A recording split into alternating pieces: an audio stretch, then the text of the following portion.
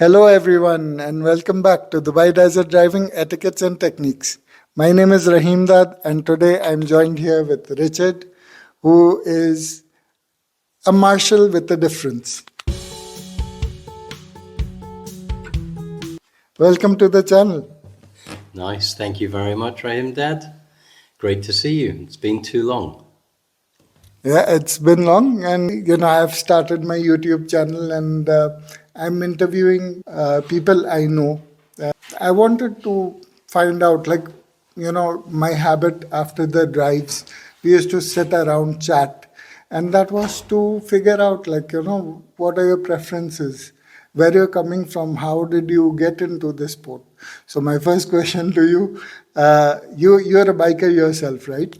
I ride motorbikes and I've been driving off-road for a long time before I came to the wonderful country of the United Arab Emirates.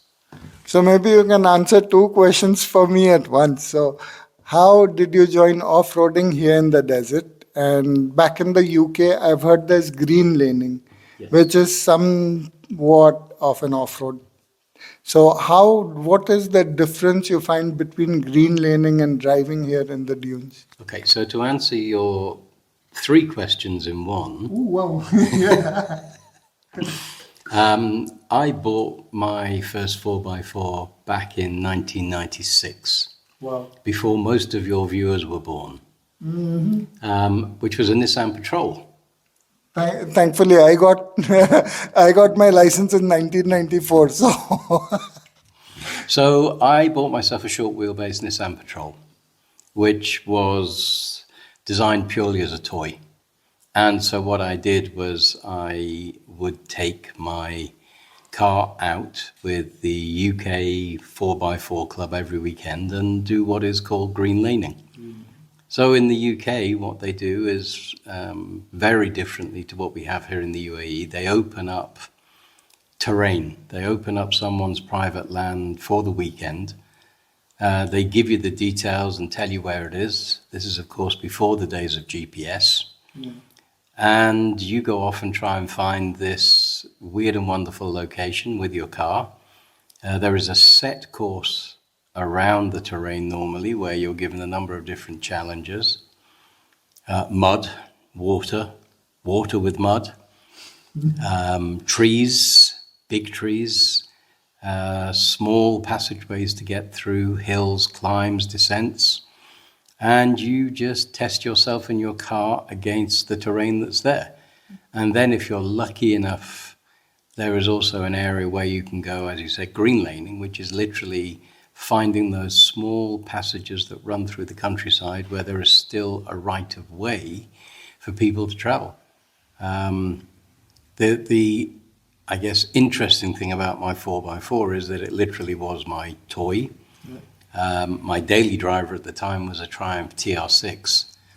And this was a time at which people were just getting into the idea of SUVs and 4x4s. And there was a product on the market where you could spray the side of your car with mud to make it look as if you'd been off-road. Whereas I would come back after a day out on a Sunday, wash the car assiduously, leave it sparkling in the road, and then take it out again the next weekend. So I had already determined before we moved to the UAE that one of the things that I really wanted to enjoy coming here was to go off-road, because I knew that there was something that people call dune bashing. Right. And I knew that was going to be one of the things that I wanted to do. I've always enjoyed being off-road, being out in the countryside. And for me, the bling and skyscrapers of Dubai and the malls is not my thing. So the opportunity to get out here to buy a vehicle at a relatively low price compared to Europe, and one with a substantially higher capacity engine than you would be able to afford to actually drive and pay the petrol for in Europe, was a really attractive proposition. Yes, I also rode motorbikes for many years, but never off-road actually. They were always cruisers or commuter bikes, but that was pretty much it. Came to the UAE, was in a relatively stressful job to start with, True. and knew that what I would most want to do is get off-road, because that will be the way in which to clear my head and use that experience as a way of getting out of the day-to-day work, doing something completely different, spending time in nature, spending time enjoying the company of meeting new people. And quite soon after we got here, if I remember correctly, the dates, I think on the 23rd of November, that must be 2019, I went to the RTA and paid my cash down and came away holding the keys to a short wheelbase Jeep Wrangler TJ. 2 days later, me and my wife met you, Rahim Dad. I recall at the ADNOC station on the road opposite the Sharjah Mosque, Maliha Road. the Maliha Road, Yeah. and with trepidation, I then said, right, we're off to do this.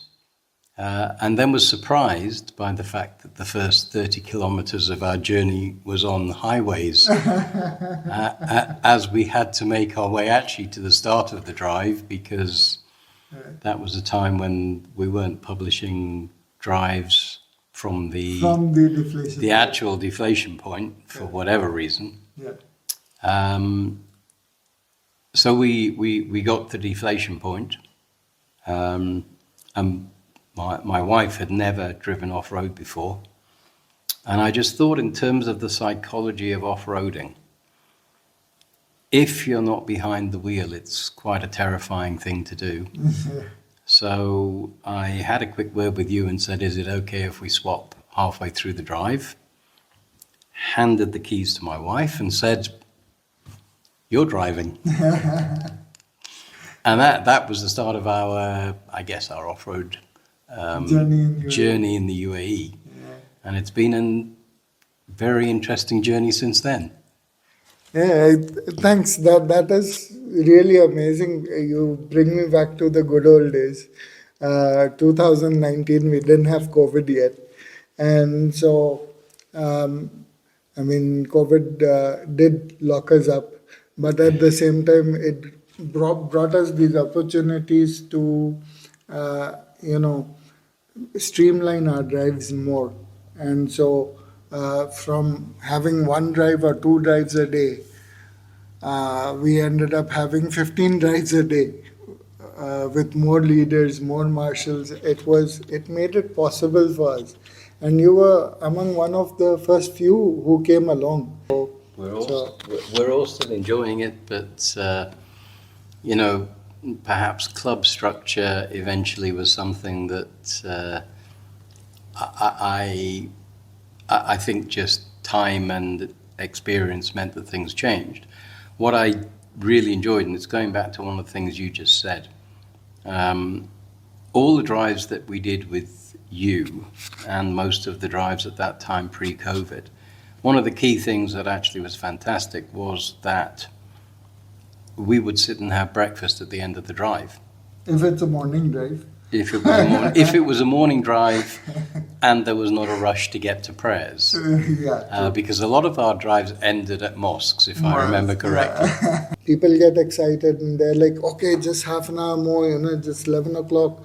How will 11:30 harm? And then you're already close to 1 where the prayer's about to go off. So it's like you're just rushing to the mosque for the Friday prayers. Yeah. But yeah, those were good old days. Yeah, so we got the bug, and for the first, I think, 7 months, we shared the driving between us. Yeah. So we were in the same car, and would be a passenger to the other driving for that 7 months. and learnt the basics of how to deal with that car off-road, how to enjoy ourselves. I think we made a relatively fast elevation through what were then the different grades, because by February, if I'm not mistaken, we ended up on a drive in Liwa, which was our first intermediate drive. A terrifying experience, simply because it was Liwa. And this was a drive to Yellow Truck. Okay. And I do recall, because of my extreme phobia of rapid deceleration of the body, when we got to the top of one of those humongous dunes down which you launch yourself, again, I bravely handed the keys to my wife and said, "You can do this." Principally because I'd spent much of the 10 minutes before on my hands and knees in abject panic about the fact that we were standing on the edge of a cliff. Little was I to know that I probably think 18 months later, I led 2 drives on consecutive days to Yellow Truck, and not following someone, but actually being the person who launched them off the side of those dunes first. So it's amazing what you can learn and experience in a very short period of time. Sure. And what you get to learn about this incredible country. We're blessed to be in a country that has a natural resource that is relatively uniquely special, and to be able to get out and see the way that plants live in the desert, that the animals live there, and then to see the interaction with the humans through it. It's a massive privilege. We're very, very fortunate to be able to do that. I remember one of the drives that you're coming for, you had a puncture just before the deflation point. And because you were in the habit of coming so early, you'd be like 15, 20 minutes early. So we marshals would reach there 15, 20 minutes early, and you'd be there with us. And the rest would follow. So, I mean, like, you guys had, I think, a quick time tire change in 15 minutes so that you were at the deflation point just in time, or maybe even 2 minutes ahead of time. That puncture was the fastest deflation I've ever done. The fastest tire change ever done. Yeah, but then followed by a tire change, and you were gracious enough to let us drive despite not having a spare tire, because we just use it to replace it. But I do recall that. That was also, I think, in Mahafiz, where we drove along the side of the road and picked up a stone which took out a tire, and that was in the Solar Park area. Is it Solar Park? Solar Park area. You have a better That memory was than Gaurav's me. drive, not even my Okay. drive. So Gaurav bhai allowed you. Dare I say there's been a lot of drives. There has been, yeah. For you, so when we had 2 drives in a day, morning and an afternoon, you'd come for both, because, as you said, you'd be doing one drive and your wife would be doing another. So you had just the one car. Sometimes from the passenger seat, you learn lessons which you wouldn't have in a driver's seat.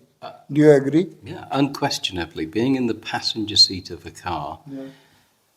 and thinking about how you would have approached any of the obstacles, approached any of the situations, you learn a massive amount that you don't see necessarily from the driver's seat. And I'm convinced that those 7 or 8 months until I bought my own car taught us both a great deal, because you were able to observe. Fear, to be frank, I don't think there's a lot of fear involved at that point. because you either trust the driver that you're sitting with or not. And it has to be said that my wife is an exceptionally competent driver, and an exceptional lead. So as she developed her skill and confidence, which was interesting as well, because she's developed a lot of confidence on the road as a result of driving off-road. But as you sit there and watch, you think, okay, I would have done this, I might have done this, I would handle it differently. You learn a great deal that you don't get the benefit of learning when you are always sitting behind the wheel.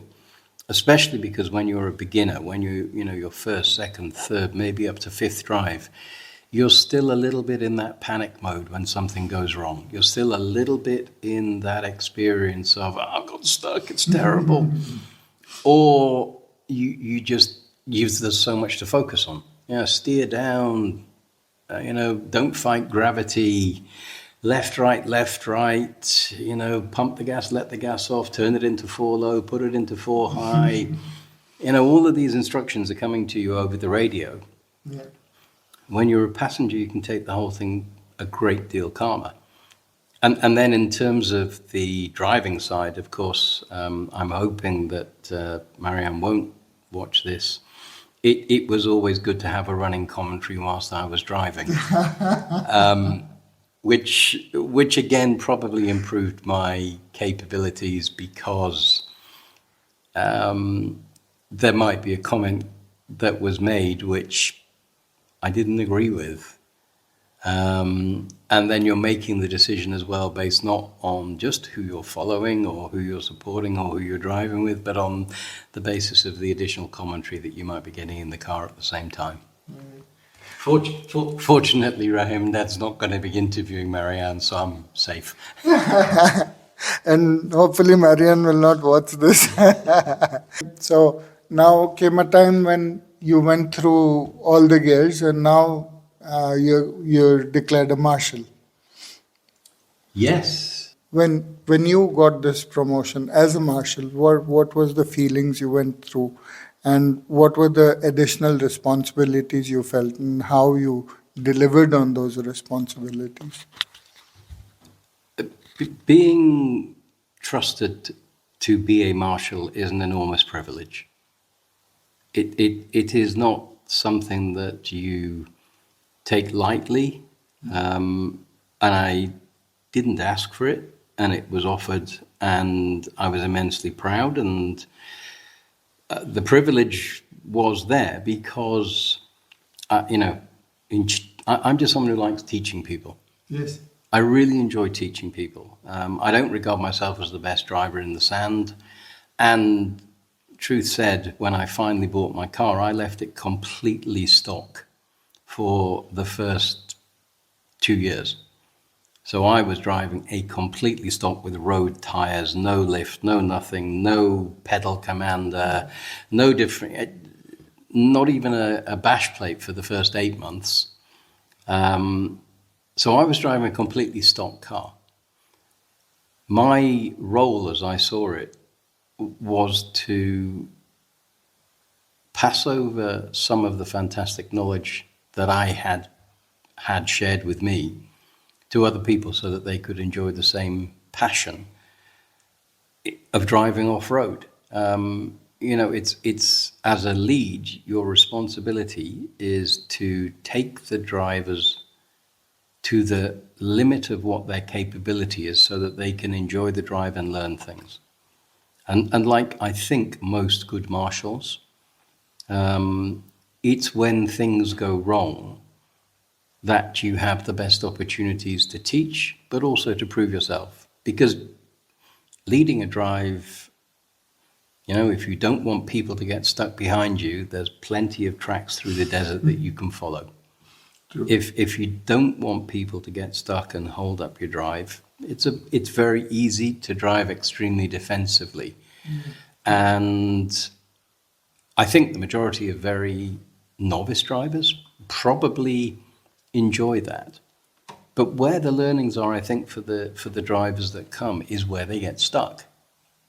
Because driving is driving. Most people have been doing it for a number of years. It's where things go wrong in the desert that it's your responsibility then to explain, number one, how to get out of that situation. And then the second thing, what do you think that you did that got you into that situation? So being a marshal, the responsibility, as I say, for me, it was not a heavy responsibility on my shoulders. It was more the fact that I now have the privilege to decide where the drives would start, and also, in a way, decide on the type of drive that we would lead. I think I was one of the first marshals who did themed drives. So I would specifically set up a drive and set the parameters out where the drive would be either to address a particular skill or to have fun. So we did a dad jokes drive where everyone was just telling dad jokes the whole of the thing. We did a Star Wars drive where every comment over the radio had to be something like a line in Star Wars or song lyrics from the 1980s. Wow. Yeah. So, you try and make it entertaining for people. You do a brief in advance to explain it, but then there are the more serious ones. And I think I was fortunate that Gaurav was kind enough to hand over the mantle to me of the driver who enjoyed technical tunes. Absolutely. It was something that I think he had enjoyed for many years and he likes, and it's interesting. He saw that I had an affinity with the technical tunes, and I really enjoyed, and to this day still enjoy leading in the most difficult technical tunes that you can find. It's an absolute pleasure to get yourself through that type of area successfully with a convoy behind you. And yes, of course, you want to find long tunes where you can play, but for me, actually, that was the thing, and that probably is going to lead you on to the historic longest drive ever day before I became a marshal. No, actually, it just makes more sense now to me that it's that passion inside you that wants to teach people what you have learned. That's why when I introduced you as the marshal with a difference, because you didn't have this thing that, I'm going to, have a certain patch of difficulty. It's like, this drive, you're going to face only difficulties.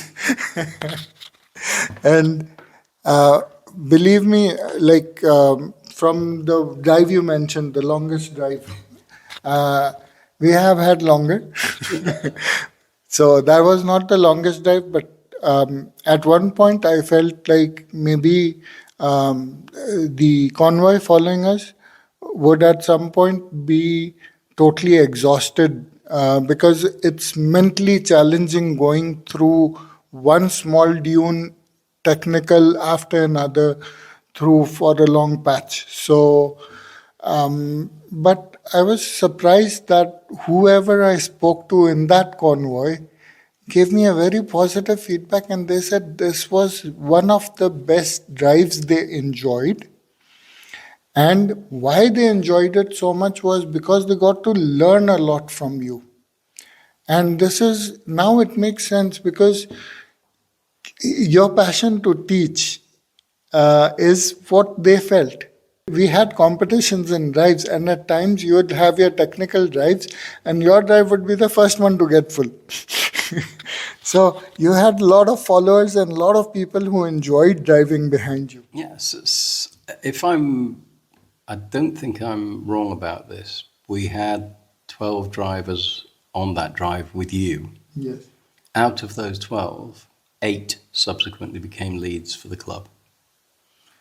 And because I think what they understood is that no matter what the problems, you're going to get out and no matter what the situation, there is a solution.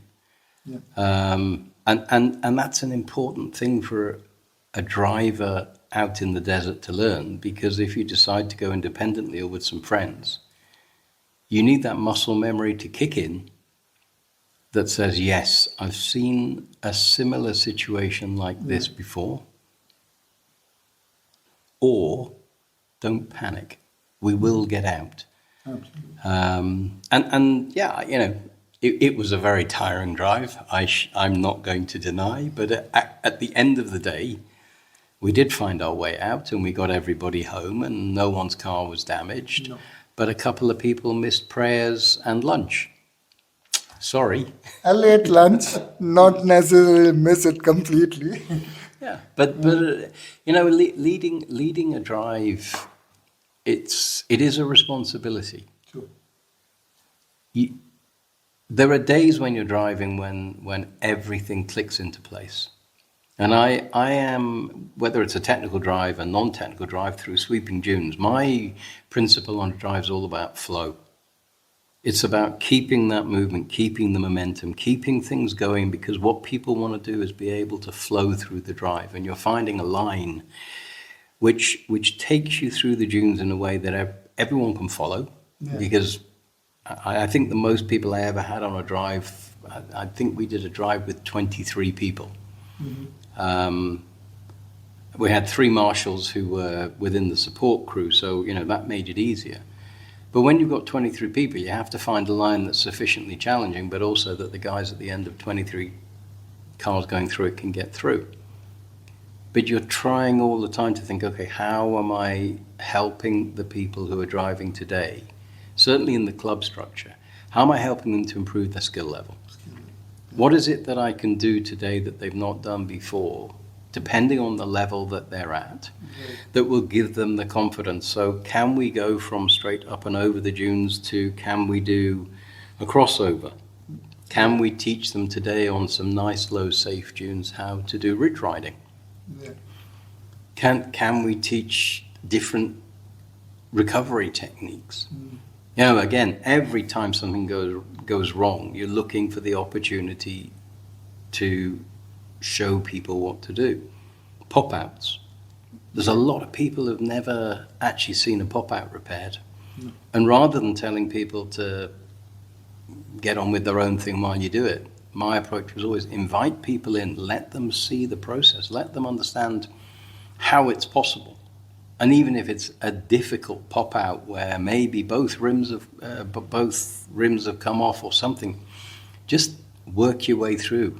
You work the problem and then get the solution. And guys are like, yeah, this is interesting. This is really interesting. I like this. Or difficult recoveries on the side of a dune. I think, where was I? We were in the route from Margam. And we had a Nissan Patrol that was about to have a rollover. Cool. So it's at 90 degrees to the ground and about 45 degrees to the dune.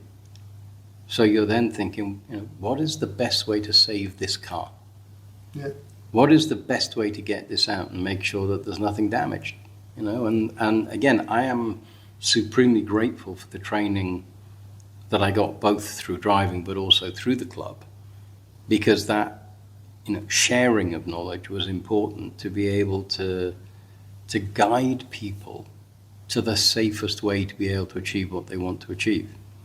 And it doesn't matter whether you're leading absolute newbies or extreme adrenaline junkies, all of which I've done and can do, and it's about what do you think you can do to help these people get to the next level. And that includes getting to the point of teaching other people how to lead. It's probably one of the reasons why I did a lot of master classes.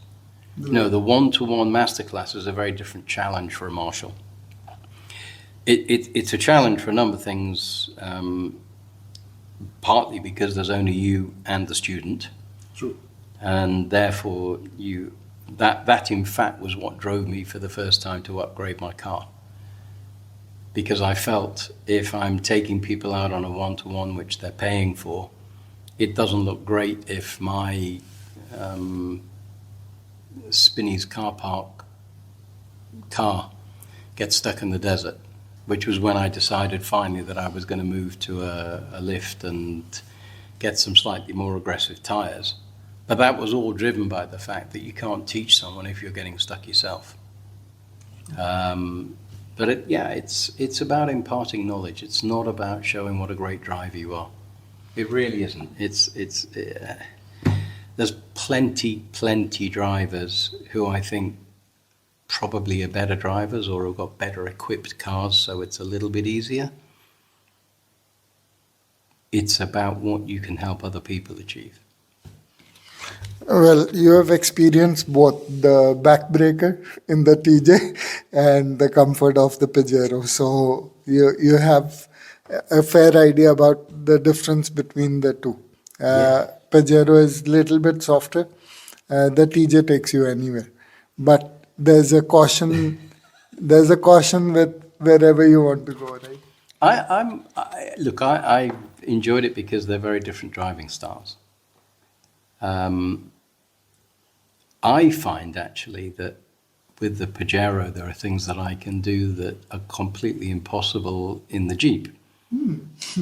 So, for instance, I can ridge ride at a very, very slow pace. Yeah. I can get up onto a ridge, I can sit on that ridge, I can drive a kilometer on that ridge at 10, 15 kilometers an hour. Mm-hmm. And the TJ needs a 2-kilometer run up to get the momentum to keep moving on the top of the ridge.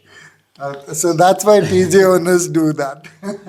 Yeah, well, having the comparison, the Jeep needs more momentum, right, to achieve the same as the Pajero.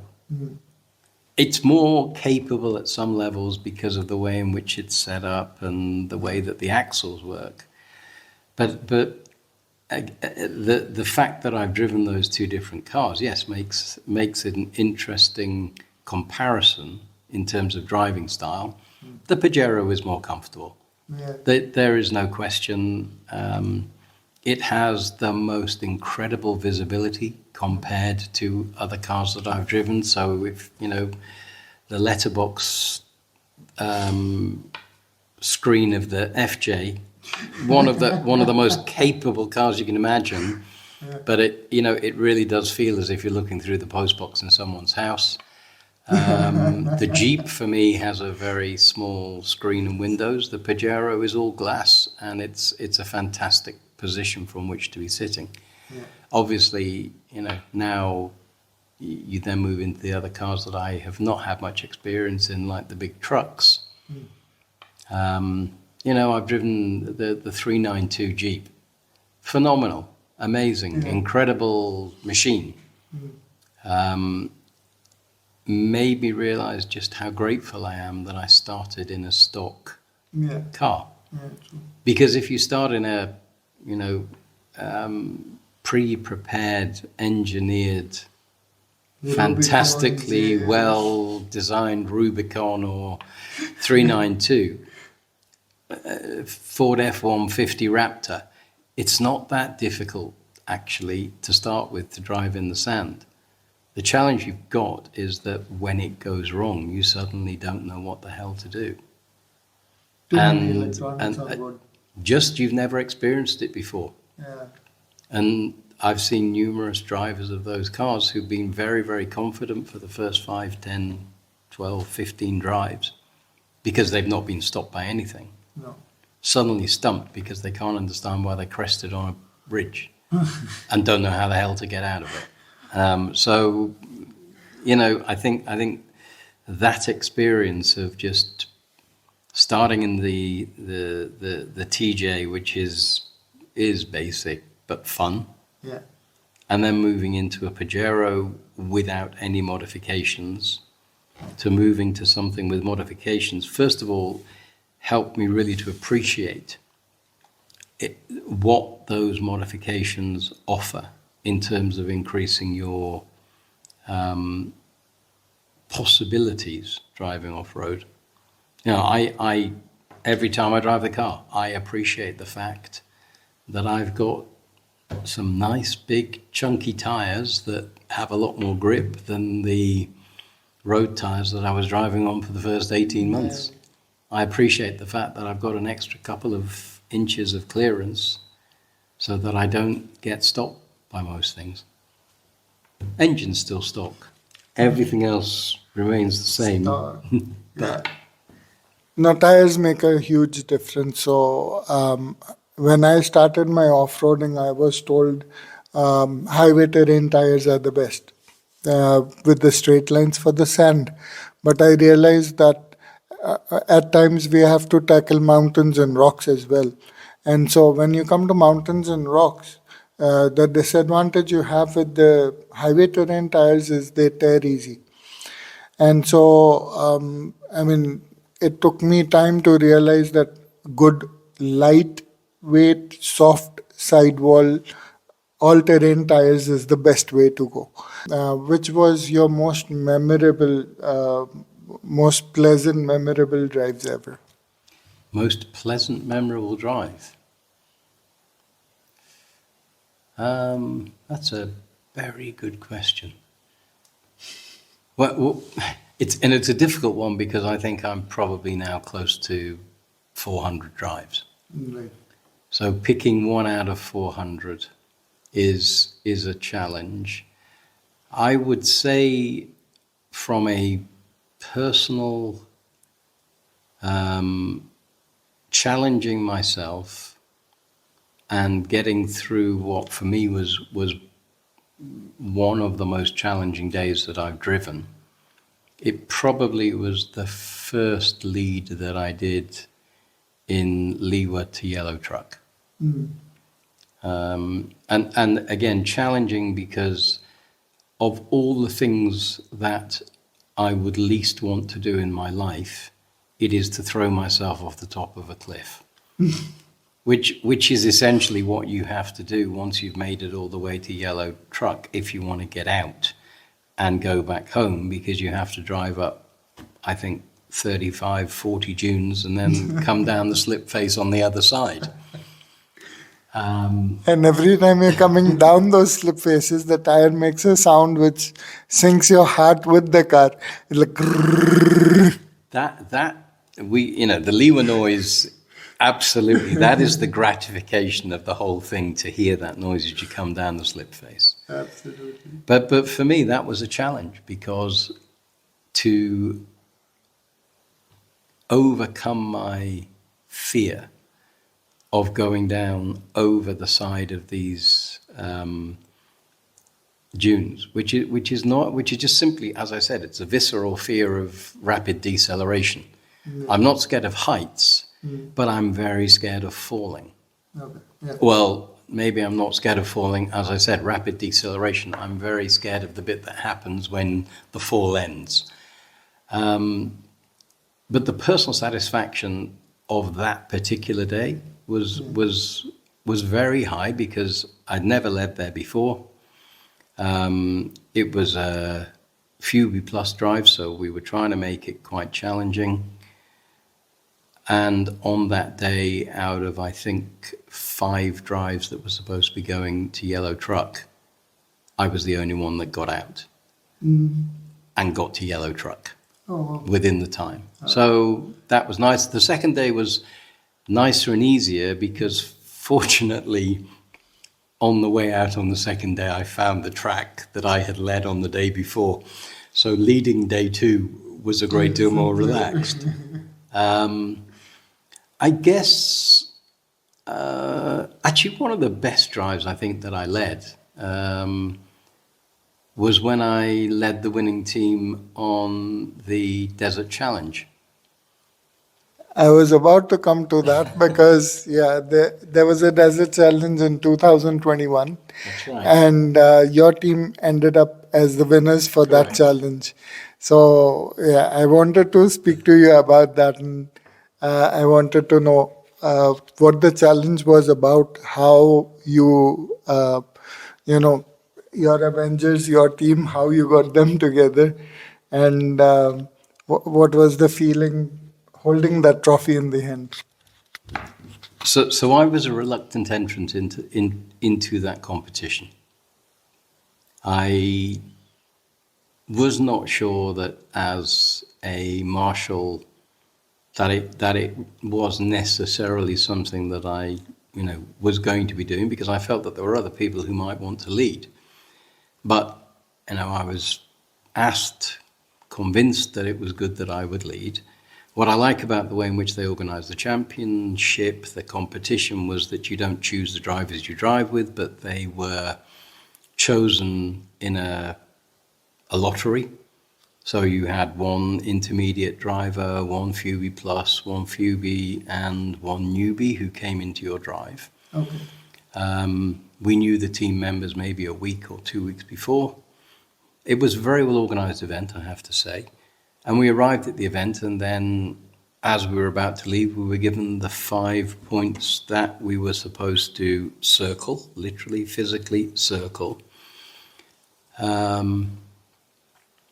on the GPS, and then we're told, okay, get there and back within the quickest possible time that you can through these 5 points.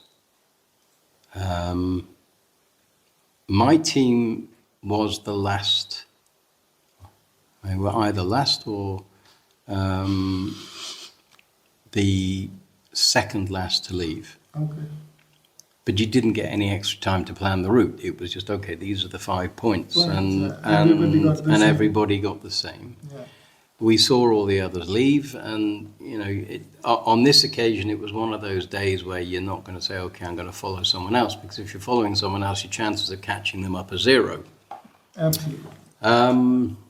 So in the team that I had just literally said and it was all men, I said, guys, you're going to have to trust me. If I can make it through any of the route that we're taking, then you just got to follow me whichever way I go. And it's not going to be easy, because we are going to go route 1. And there was, fortunately for me, I guess, because we've spoken about my technical love, there were some very technical parts within the drive. Right. And if you were to look at the map of how we navigated to those 5 points, it was literally route 1, straight through. No trying to skirt anything, no trying to get round the hard bits, no thinking that if we took a gravel path we would get better speed around the course. Yeah. It was simply, okay, I know more or less where we have to get to. Yeah. I am going to rely on the 2 guys at the back to course correct and tell me whether we need to go left, right, north, south, east, west, because I know the basic direction we've got to go. Absolutely. And my methodology was, we're a team. So I'm going to use that team. I know that point A is due east. So we're going to drive due east. Will you 2 guys at the back who've got these points on your map course correct from the back and tell us whether we've got to go 200 meters to the left, 200 meters to the right? Because that's the way in which we're going to find these points. Because I'm not going to look at my map. I am not going to be navigating or trying to find it on my GPS on my phone. What I'm going to do is go the direction. And because you're the team who's picking up at the back, you'll tell me where to go. And that was supremely successful in the way in which we went. Yeah. And we got to the 5 points, in the quickest time. not only the quickest time, but I do recall that the crew who were there were questioning and were looking for a ridiculously long time at the GPS on our telephones to make sure that we had actually hit all 5 points, because by the timing which they had set for the course, we were round about 45 minutes faster than we should have been. That's impressive. We had a great day as well. I think we had... There are those days where everything... And it was one of those days when everything just went right and smooth, and we saw, at one point we saw one group and said, okay, we know we've got past them. Then we saw another group that we knew we'd got past. So yeah, we at that point thought, okay, we can start to go a little bit more aggressively. There were a couple of moments in the team when going over a couple of dunes we did see air, which was entertaining. But yeah, that was a great day because the team really worked well together. Yeah. And we'd had a couple of meetings and we'd had a WhatsApp group like you would do for that type of thing. We'd agree what the roles were going to be, who would be second lead, who would take the sweep. Yeah. And make sure everything was all right. And I truly believe that the reason that we won is because the other teams who had much, much faster drivers objectively than I am, and they're the ones who will tell you they've driven 486 kilometers in a 2-hour drive, and they made a tactical error, which was simply that they said, okay, there's a whole portion of this which involves driving on tracks. So if we cover that area very, very quickly and double back on ourselves, we can do that at 120 kilometers an hour. These other guys are not going to be able to keep up with that, so we'll beat them. Yeah. There is still a discussion going on with myself and one of the marshals who led that, who says that he technically was faster than us because he had a faster overall speed, but we arrived 30 minutes before them. You had the shorter route. You just went through. It's a great day, and it was that was really well organized that day. Yeah. It was fun, and it was a celebration, and it was a really nice event because it brought a lot of people together, and that was one of the things about being in a club. You get to meet a lot of fantastic people. Yeah, I in my days ran such a competition, but it was with a little bit of twist. It was a desert treasure hunt. Me and my brother, we were speaking about it, and I think one of the things that came out was the newbies and the fewbies who joined us actually learned quicker than most people do on normal day drives. Yeah. So I think your experience was more or less also the same. In our team in the challenge, there's a newbie. So our job was to protect the newbie. Absolutely. Because the high likelihood was that the newbie is the one that is going to be challenged by the way that we're going. Absolutely. Having said that, if you have people around you who are capable and able to do everything, yeah, that instills a massive confidence in those newbies. Well, if they can do it, then I'm going to give it a go. I'm going to try. Right. Now, there is no question. I drove. The best word I can use is I drove a muscular route that day. Partly, as I said, because I wasn't I wasn't in a great mood. Some things had happened just before the drive that just I really wasn't mentally in a space for it.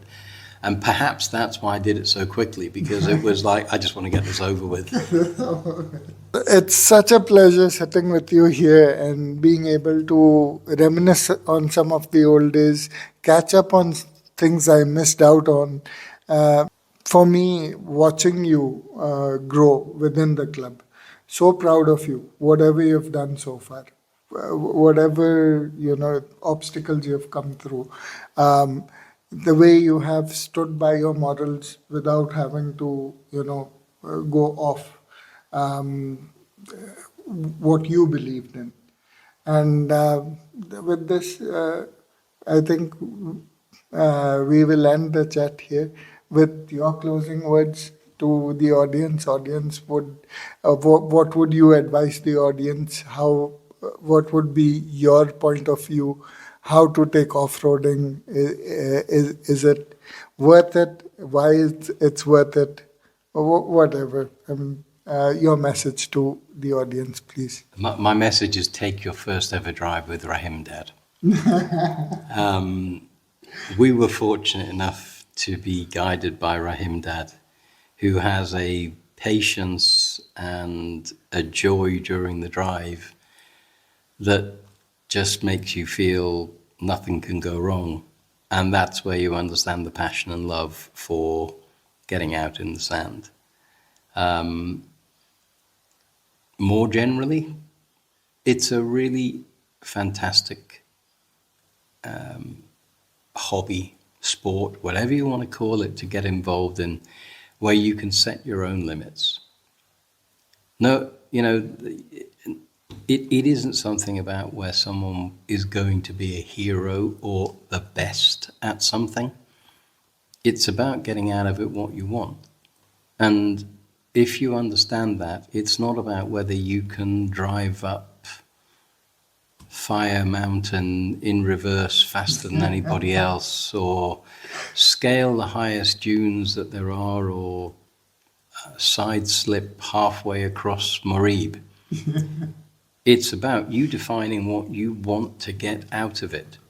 And if that is just that you're able to take your kids out into the desert for a little picnic and know that you're safe and you can get your own way back, if that's about overlanding and going camping in what is a phenomenal natural landscape that we have here, or if that is about going out with a group of friends and just having some fun, then as long as you define that, this can be one of the most empowering, enjoyable things to do. And as I said earlier, I was in a very high pressure 6-day-a-week job when I came to this country.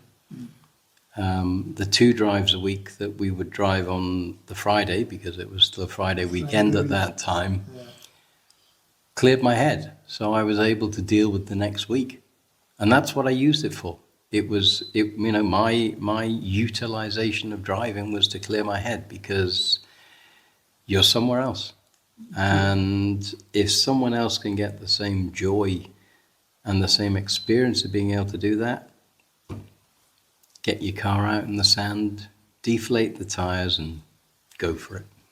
Yeah, it's about setting yourself free from your daily routines, getting your mind off, and because you're so concentrated on where you're going, what you're going to do next. It's about that 100 meters, how you're going to cover it. That 100 meters at a time makes it to 30, 35, 40 kilometers in a desert drive without ever thinking about what's gone on in the week before you. It's just like he said, it clears your mind up. He very graciously said, "You should follow me on your first drive through the desert." I would say, after me, you should follow him on one of the drives, and I'm sure you'll learn more from him than you will learn from me on 5 drives. So, as you saw it, my car is ready now. It's ready for action. Looks amazing. I'm envious. It looks like a really fantastic machine. So I'm looking forward to being able to join you when you decide that you're going to go out again, and hopefully support your drives. A drive is coming on. It's already decided. I will announce it shortly in my upcoming video, and I would like you to be part of that drive. Fantastic. And if Marian can join in, she's most welcome to join in. There's no pressure, just friends and a few of my lucky subscribers who will get to join that drive. Well, the opportunity to support one of your drives again will be a great pleasure. Then we shake on it. It's a drive. Done. So you guys stay tuned. I have so much more content coming up for you, but stay tuned for the announcement for the drive, which is on very shortly. I have already figured out what it's going to be. I've already figured out who can join, and that is up on my next announcement. So until next time, this is Raimdad signing off. Bye.